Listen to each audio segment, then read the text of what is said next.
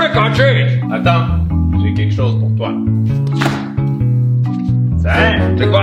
Là, c'est des intestins? Ben quoi? Ils ont l'air bons, mes intestins? Hey, salut tout le monde! Vous allez bien? Aujourd'hui, on va se faire des pranks d'Halloween. Pour réaliser des intestins ensanglantés et bien dégueulasses, vous allez avoir besoin de la pâte feuilletée. Prenez-en du commerce parce que c'est vraiment pratique et surtout c'est vraiment rapide. À moins que vous ayez le temps d'en faire maison, c'est sûr que ça va être meilleur. Vous pouvez aussi récupérer de la confiture de cerise ou de framboise. Moi j'aime bien celle aux cerises parce qu'elle est vraiment très foncée et ça imite parfaitement la couleur du sang. Du sirop de glucose ou du sirop de maïs et bien sûr du colorant rouge. Maintenant approchez-vous, je vous montre comment faire. Première étape, on déroule notre pâte feuilletée délicatement pour pas la briser. On ajoute la confiture de cerise sur le dessus et on l'étale comme il faut pour qu'il y en ait bien partout. C'est ça qui va être hyper gourmand dans la recette. Avec un couteau qui est bien coupant, on va découper des bandes. On va en faire 3 dans un rectangle comme celui-ci. Et après ça, on les roule pour faire des petits serpentins qui vont imiter la forme des intestins. Des sushis! Un peu comme des sushis. On récupère un moule rectangulaire qui va au four. C'est comme un pack pour les opérations, pour les outils là. Exactement ça. Et on vient déposer notre pâte feuilletée à l'intérieur. On lui donne la forme un peu d'un intestin. Là, ça n'a vraiment pas besoin d'être parfait. Là, c'est vraiment le temps de laisser aller ta créativité, ok? Faut que tu fasses exactement comme si tu construisais des vrais intestins.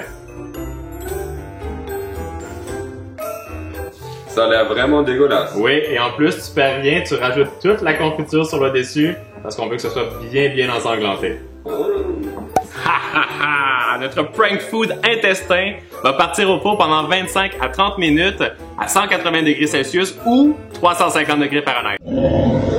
Une fois que les intestins sont bien cuits et qu'ils sont bien dorés, on pourrait déjà les laisser comme ça parce que l'effet est plutôt pas mal, mais moi je veux pousser ça plus loin. On va pimper nos intestins pour que ce soit encore plus sanglant.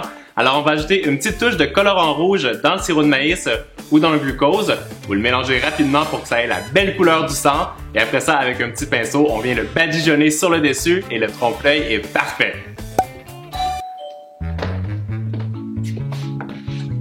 Bonsoir! Salut! Trick or treat! Ça tombe bien, j'ai quelque chose pour toi. Des petits os, comme ceux de ton ami. En plus, ils sont super craquants.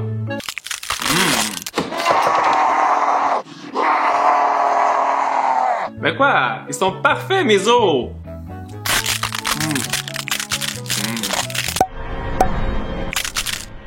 Avant de continuer avec la recette des os de squelette, je veux que vous me disiez à la fin de la vidéo quel est le prank que vous avez préféré et surtout celui que vous allez refaire pour vos amis. Alors pour faire des os bien cassants de squelette, vous allez avoir besoin, c'est très simple, de 2 blancs d'œufs et aussi un peu de sucre. Je vous ai mis les proportions exactes dans le descriptif. Et vous allez aussi avoir besoin d'une poche à pâtisserie avec une petite douille ronde. Mais si vous n'en avez pas à la maison, pas de panique, vous pouvez aussi prendre un petit sac refermable. Vous savez, là, on en a tous à la maison. Et vous allez couper le bout et ça va vous faire une poche de pâtisserie maison qui vous aura rien coûté. Alors maintenant, approchez-vous, on continue pour vous montrer comment pocher ces petits os très craquants. Dans un moyen bol, vous versez les blancs d'œufs, vous ajoutez une petite quantité du sucre et vous commencez à mixer ça avec votre mélangeur à vitesse basse pour que ça devienne bien mousseux.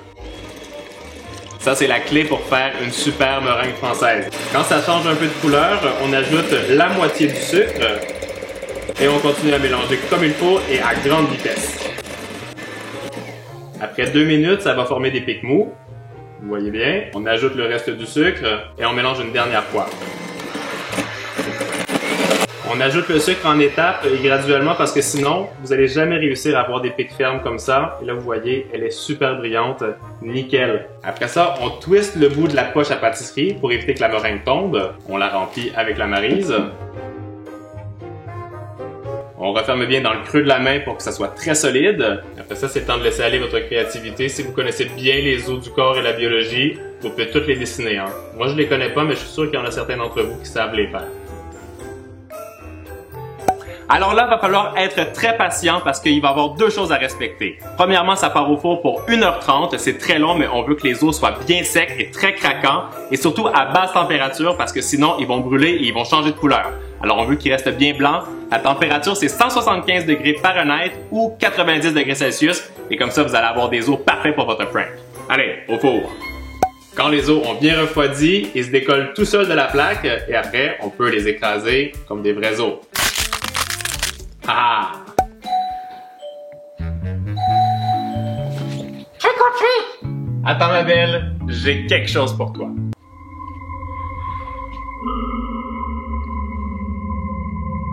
C'est quoi? J'ai découpé toutes tes sœurs et j'ai gardé leurs doigts.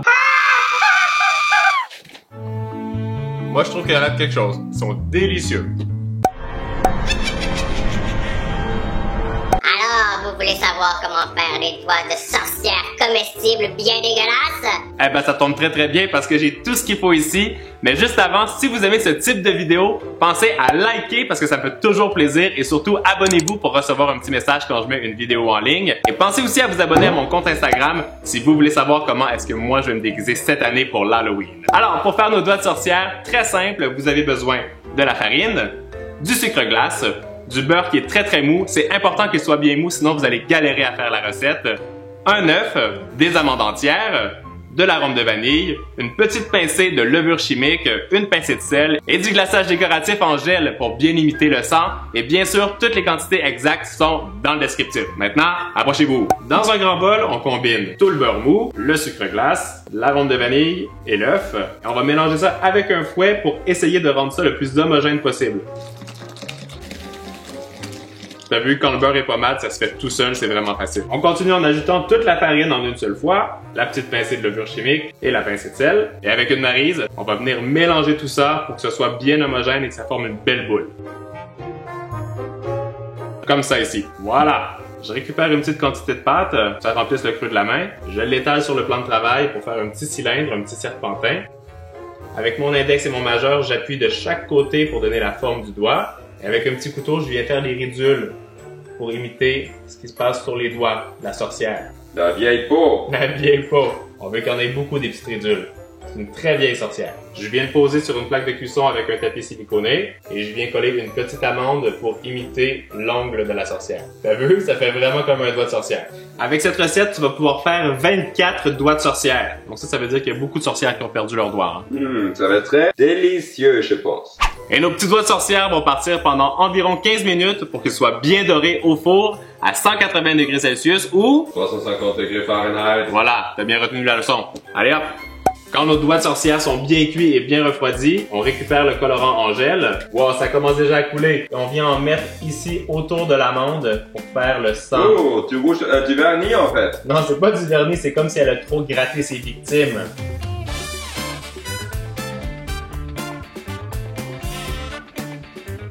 Alors, ça a l'air plutôt bien, hein? Qui a pas envie de croquer un petit doigt de sorcière comme ça?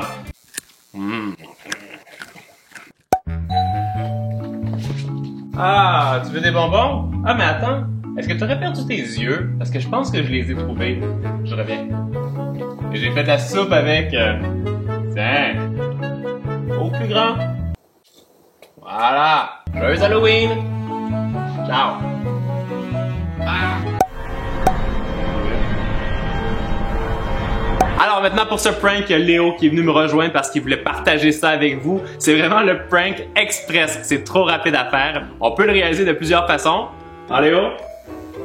Je pense qu'il veut aussi manger des yeux de momie. Vous allez avoir besoin pour faire ce petit prank Halloween des litchis, des cerises congelées ou des cerises fraîches, mais c'est plus facile de trouver des cerises congelées à cette période-ci de l'année, et aussi de la confiture de fraises. Et puis maintenant, approchez-vous, moi et Léo. On va vous montrer comment faire. Alors, pour faire une soupe bien dégueulasse et bien sanglante, on commence par mettre la confiture de fraises dans un petit bol. On l'étale un petit peu. Après ça, je viens couper un petit morceau de cerise.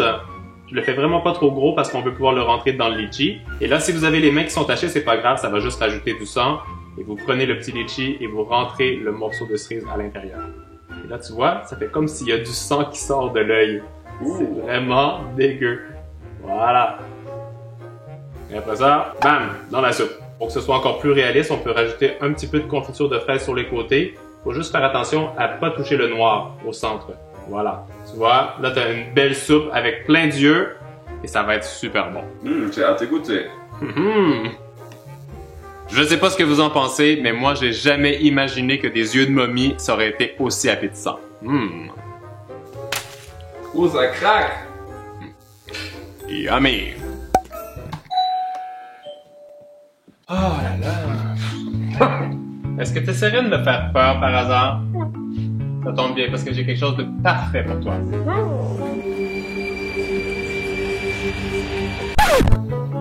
Tiens! Bye!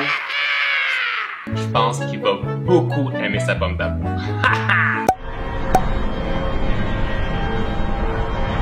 Le dernier prank que je vous propose aujourd'hui, c'est vraiment le summum du prank Halloween. C'est celui qui va enlever l'envie à vos amis de manger des bonbons pendant cette journée. Alors pour réaliser cette pomme empoisonnée version oignon, vous aurez besoin du sucre, du sirop de glucose, de l'eau, bien sûr des oignons, très très forts, des petits bâtons en bois et du colorant rouge et bleu. Je vous ai bien sûr mis toutes les quantités exactes dans le descriptif et maintenant, à l'attaque! Première étape, on commence par couper l'extrémité de l'oignon.